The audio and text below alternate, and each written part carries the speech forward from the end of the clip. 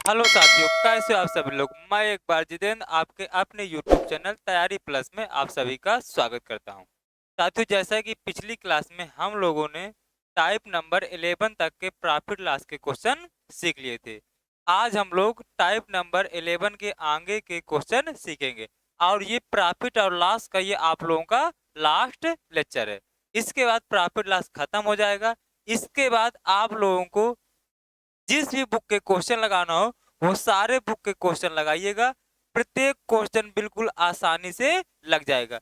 चाहे जो भी बुक आप लोगों के पास हो उस बुक का आप क्वेश्चन लगाइएगा और आसानी से क्वेश्चन आपके लगते हुए चले जाएंगे। किसी भी प्रकार की कोई समस्या नहीं होगी।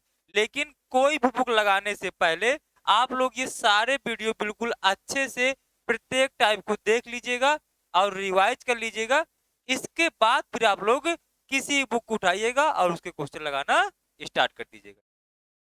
तो साथियों, आगे बढ़ने से पहले चैनल को सब्सक्राइब कर लो। यदि पहली बार चैनल पर आए हो तो चैनल को सब्सक्राइब कर लो और स्टार्ट करने से पहले वीडियो को लाइक कर दो और अपने दोस्तों के साथ भी शेयर कर दो ताकि सब लोग ये वीडियो देख सके। तो चलिए शुरू करते हैं। ये रहा पहला क्वेश्चन आप लोगों की स्क्रीन पर। तो देखिए, इस क्वेश्चन को पढ़िए।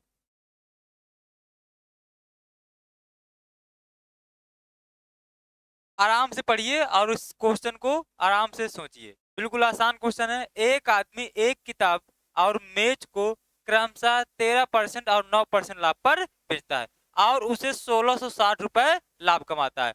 परंतु अगर वह किताब को 16 सही 2/3% लाभ पर व मेज को 11 सही 1/9% हानि पर बेचे तो उसे कोई लाभ हानि नहीं होती।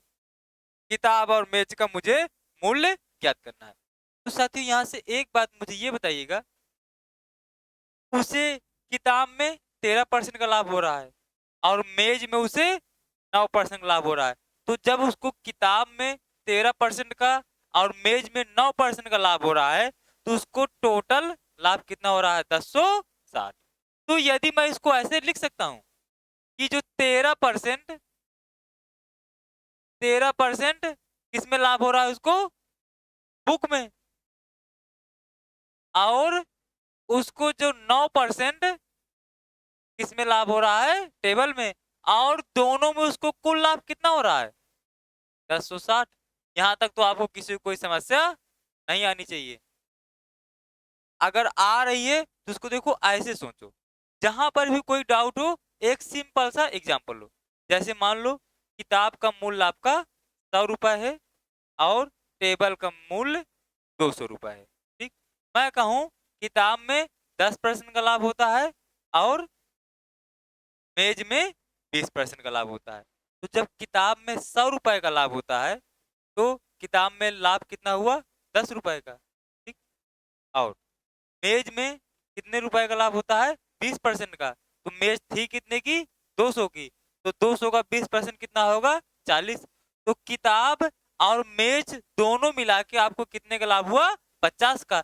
तो वो वही चीज बोल रहा है कि मैंने मान लिया कि मुझे क्या कहते हैं, किताब का मूल्य मेरा कितना है? 100 है और मुझे कितने का लाभ हो रहा है? 10% का। प्लस मुझे 20% का लाभ हो रहा है और मेरा टेबल का मूल्य कितना है? 200।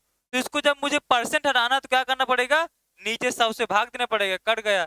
परसेंट हटाना है तो 100 से भाग देना पड़ेगा। 20 पंचे 100, 20 एकम 20, इसको काट दिया। 5 चौको 20। तो यहाँ से मुझे टेबल में वो बुक में 10 रुपए का लाभ हुआ और टेबल में 40 रुपए का। तो मुझे ओवरऑल कितना लाभ हो गया? 50 का। अब देखिए, यहाँ पर मुझे बुक का प्राइस नहीं पता तो यहाँ पर मैंने कहा क्या मान लिया? बुक का प्राइस है बी और टेबल का प्राइस कितना है? टी। तो जब बुक का प्राइस बी है, बी में मुझे 13% का लाभ हो रहा है और टी में मुझे 9% का लाभ हो रहा है। तो जब ऐसा हो रहा है तो मुझे ओवरऑल कितने का लाभ हो जा रहा है? 1060 का। बस ये चीज सिंपल सी बोल रहा था। बस चीजों को ऐसे समझना। जब समझ में ना आए एक कोई छोटा सा एग्जांपल लो और उस एग्जांपल को क्वेश्चन के डेटा के साथ कर दो। कभी भी कोई डाउट नहीं आने वाला। चलिए अगले क्वेश्चन पर।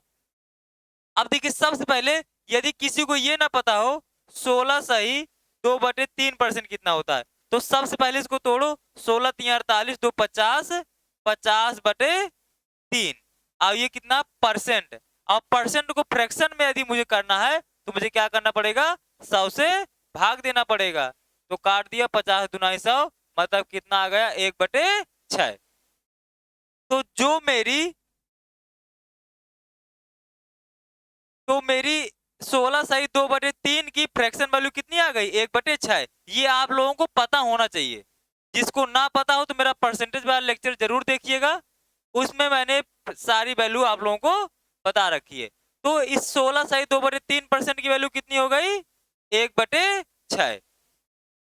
इसकी वैल्यू कितनी हो गई, 11 सही 1/9 की कितनी वैल्यू होती है, 1/9। ये आपको फ्रैक्शन वैल्यू पता होना चाहिए। ठीक, अब देखिए, तो जब उसको ऐसा हो रहा है, कितने का लाभ हो रहा है, इसको मैं एक बार और लिख देता हूं, तो ये क्या हो जाएगा, 13/100। इसको ही मैंने फ्रैक्शन में लिख दिया इंटू बी, और ये प्लस इसको ही मैंने लिख दिया 9/100 into T, is equal to कितना हो गया, 1060।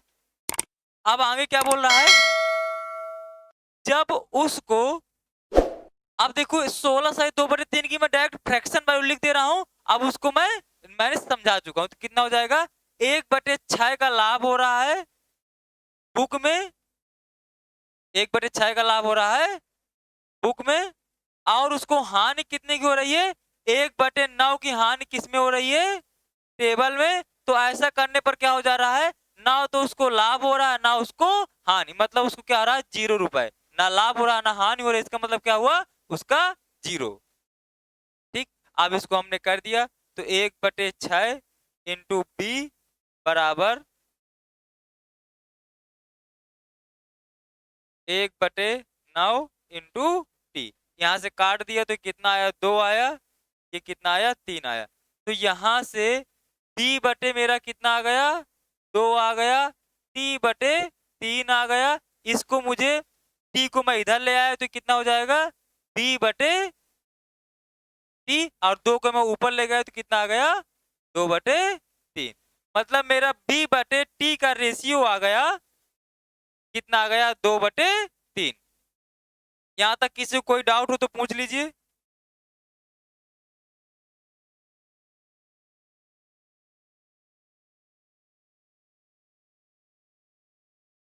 अब देखिए बी का मान मेरा कितना आ गया, 2। अब बस इसको आप क्वेश्चन पर रख दीजिए, बस आपका क्या आ गया, आंसर आ गया। अब यहां से आप ये जो समीकरण आप लोगों का ये एक बना था, इसमें बी का मान मेरा कितना आ गया, 2 आ गया। तो यहाँ पर बी का मान रख दीजिए, 13/100 इंटू बी का मान कितना, ये 2x, और ये कितना आ गया, 3x। तो ये 2x प्लस 9/100 इंटू 3x बराबर कितना है, ये 1060।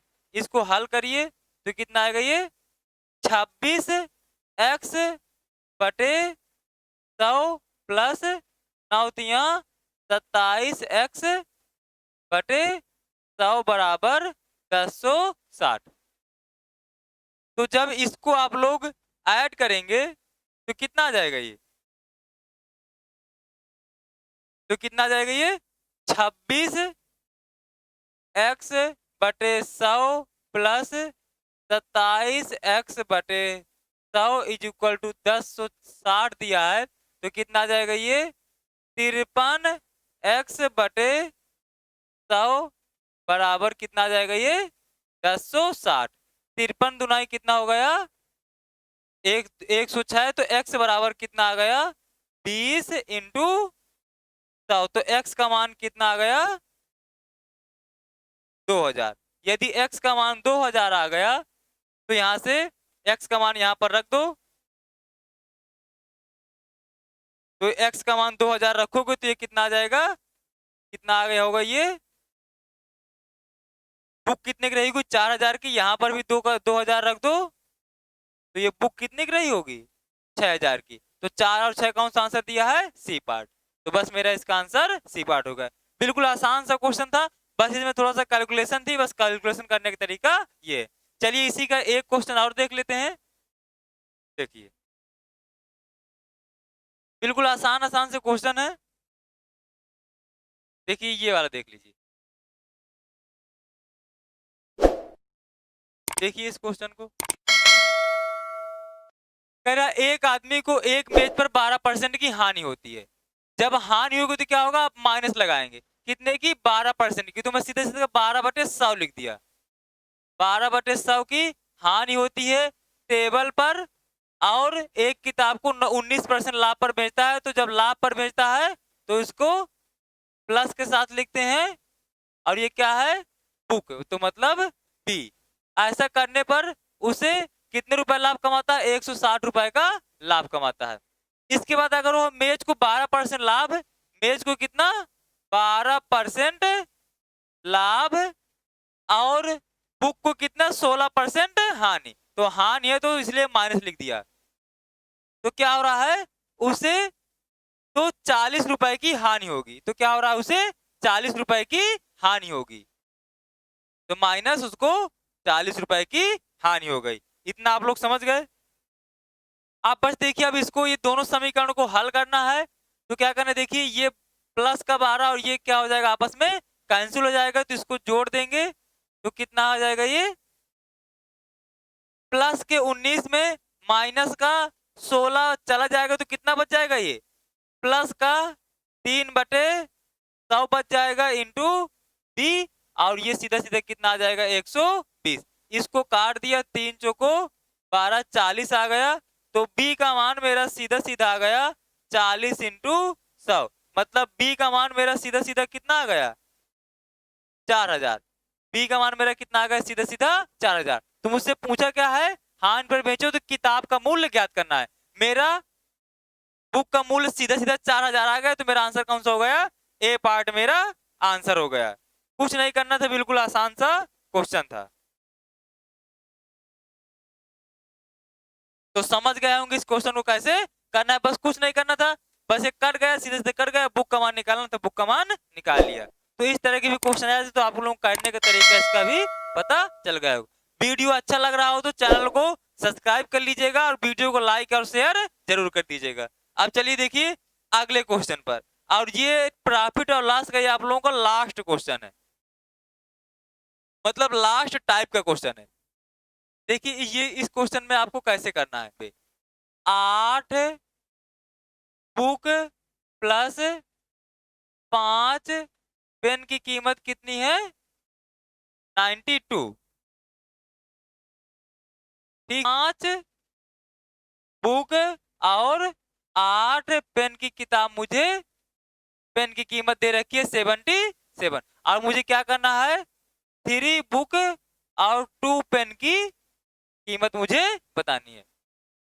तो यहाँ पर एक चीज देखिए, इसमें देखिए कुछ पता नहीं है, बस मुझे क्या करना है, मुझे इन्हीं दोनों इक्वेशन को ऐसे जोड़ना घटाना है। क्या करना है, ऐसे जोड़ना घटाना है कि मेरा 3 किताब और 2 पेन के हिसाब में सेट हो जाए। तो ऐसा करने के लिए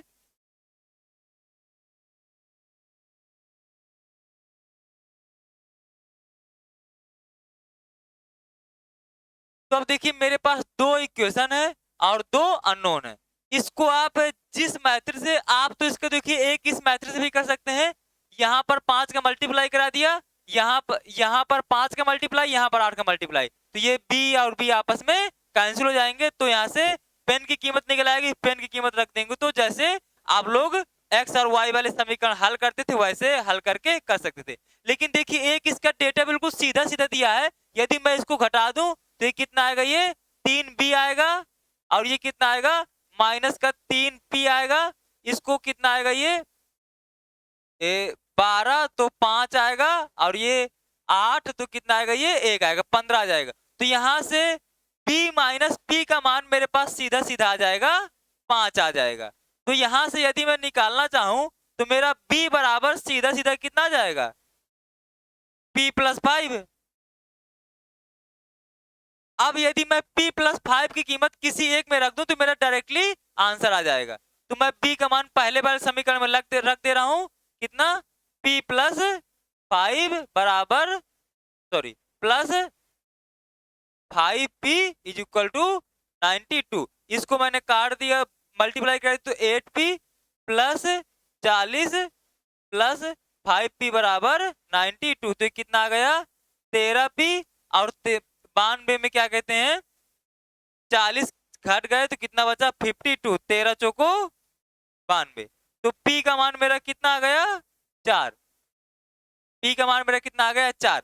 अब जब p का मान मेरा 4 आ गया तो मेरा b का मान यहाँ b माइनस p कितना दिया मेरा b माइनस p मेरा कितना दिया है 5। तो मेरा b का मान कितना रहा होगा 4 प्लस 5, मतलब मेरा b का मान कितना रहा होगा 9। मुझे वैल्यू किसकी निकालनी है 3p प्लस 2 पेन की। तो ये 3 इंटू बी का मान कितना है 9 और 2 पी का मान कितना है 4, दोनों को ऐड कर दिया 9 3 27 प्लस 4 दूना 8, 27 और 8 35। कौन सा आंसर आ गया मेरा डी पार्ट। तो बिल्कुल आसान आसान से क्वेश्चन है, इसमें कुछ भी घबराने वाली बात नहीं है। तो इस तरह क्वेश्चन आप लोग बिल्कुल आसानी से कर ले रहे होंगे। चलिए देखिए अब इसका एक लास्ट क्वेश्चन और देख लीजिए। बस ये आपका पूरा प्रॉफिट और लॉस ये आपका खत्म हो गया। प्रॉफिट लॉस ये आपका पूरा बिल्कुल पूरी तरीके से खत्म हो गया। ये आप लोगों का लास्ट क्वेश्चन है, इस क्वेश्चन को आप लोग अच्छे से पढ़िए। एक आदमी ने 1600 रुपए में 2 साइकिल खरीदी। उसने पहली को 10% तथा दूसरी को 20% लाभ पर बेचा। अगर वह पहली को 20% तथा दूसरी को 10% लाभ पर बेचे तो उसे 5 रुपए ज्यादा मिलेंगे। दोनों साइकिल का क्रय मूल्य ज्ञात कीजिए। मैंने मान लिया कि उसने आदमी ने 2 साइकिल खरीदी। पहली साइकिल ए और पहली साइकिल का मूल्य है ए रुपए और दूसरी साइकिल का मूल्य है बी रुपए। तो दोनों साइकिल उसने कितने में खरीदी 1600 में। मतलब ए प्लस बी का मान कितना दे रखा है 1600। मैंने मान लिया कि जो पहली साइकिल है उसका मूल्य कितना है ए और दूसरी साइकिल का मूल्य कितना है बी। यहां तक कोई दिक्कत। चलिए आगे। अब कह रहा है पहली को 10% लाभ पर। 10% लाभ का मतलब क्या हुआ 10% पहली प्लस दूसरी को 20% लाभ पर, दूसरी को 20% लाभ पर बेचा। क्या 20% लाभ पर बेचा। अगर वह पहली को 20% लाभ पर, अगर पहली को 20% लाभ पर तथा दूसरी को 10% लाभ पर बेचता है, बेचे तो उसे 5 रुपए ज्यादा मिलेंगे।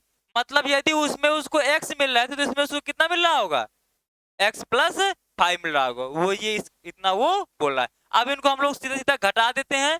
देखो परसेंट परसेंट तो घट जाएगा, इसको मैंने घटा दिया तो दोनों का चिन्ह बदल जाएगा। तो ये कितना हो जाएगा माइनस का 10% ए और ये कितना हो जाएगा प्लस का 10% बी इक्वल टू ये माइनस से एक्स से प्लस एक्स कर गया तो कितना आ गया माइनस का 5। यहां तक किसी को घटाने में दिक्कत। यदि किसी को ये सम डाउट आ रहा हो 10% ए में 20% ए कैसे घटा जाएंगे, तो जब सेम सेम वैल्यू होती है वो हमेशा घट जाती है। जैसे हम 5x में 7x घटा सकते हैं, वैसे ही मान लिया कि ये क्या है ये 10% ए लिखा है 20% ए, तो ये क्या आ जाएगा 10 माइनस 10% ए आ जाएगा।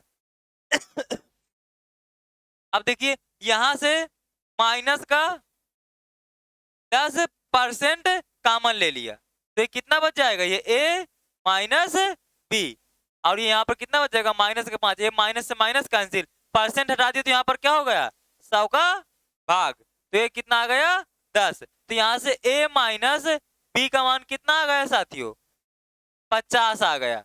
और a प्लस बी का मान मुझे ऑलरेडी क्वेश्चन में दे रखा है कितना 1600 और यहां से a माइनस बी का मान कितना आ गया 50। तो यहां से इसको हल करिए, इसको काट दिया तो ये कितना आ गया 2a बराबर 1650। तो a बराबर कितना रहा होगा a बराबर रहा होगा 825। अब देखिए 825 किस में दिया है खाली एक में, तो मेरा आंसर कौन सा हो जाएगा ए पार्ट। अब बी के निकालने की आवश्यकता नहीं थी। एक ही ऑप्शन में दिया 825, बस मेरा यही आंसर हो गया। अब बी का निकालना है तो यहाँ पर रख दीजिए। तो ए बी का सॉरी ए का यहाँ पर समीकरण में रख दीजिए। तो ए का मान कितना है 825 माइनस बी बराबर 50। तो इसको इधर ले आए तो ये कितना आ जाएगा 825 माइनस 50 बराबर बी। तो बी बराबर कितना आ जाएगा 775। बस ये आंसर, लेकिन बी की निकालने की आवश्यकता नहीं थी। अब साथियों यदि वीडियो अच्छा लगा तो चैनल को सब्सक्राइब कर लीजिएगा और वीडियो को अपने दोस्तों के साथ शेयर कर दीजिएगा। प्रॉफिट लॉस पूरा कंप्लीट हो चुका है। टाइम एंड वर्क के वीडियो भी आप लोगों को आने स्टार्ट हो गए हैं। टाइम एंड वर्क का मैंने पहला वीडियो अपलोड कर दिया है। कल आपको टाइम एंड वर्क का वीडियो नंबर 2 मिल जाएगा। तो अब आप लोग टाइम एंड वर्क पढ़ना स्टार्ट कर दीजिएगा। अब साथियों टाइम एंड वर्क का वीडियो यदि सुबह मिलेगा तो शाम में आप लोगों को टाइम स्पीड एंड डिस्टेंस का वीडियो मिलना शुरू हो जाएगा। एक टाइम टाइम एंड वर्क मिलेगा और शाम टाइम आप लोगों को टाइम स्पीड एंड डिस्टेंस। तो ये दोनों चैप्टर हम लोगों के एक साथ कवर होते चले जाएंगे। इसलिए चैनल को सब्सक्राइब जरूर कर लीजिएगा, जिससे कि आपकी पूरी एनटीपीसी और ग्रुप डी की मैथ आसानी से सीख सके, जिससे कि आप लोगों का एग्जाम में अच्छे से अच्छे नंबर ला सके। तो साथियों आज के लिए इतना ही। अब चलिए हम लोग मिलते हैं टाइम एंड वर्क के वीडियो नंबर 2 पर, जो हम लोग कल पढ़ेंगे।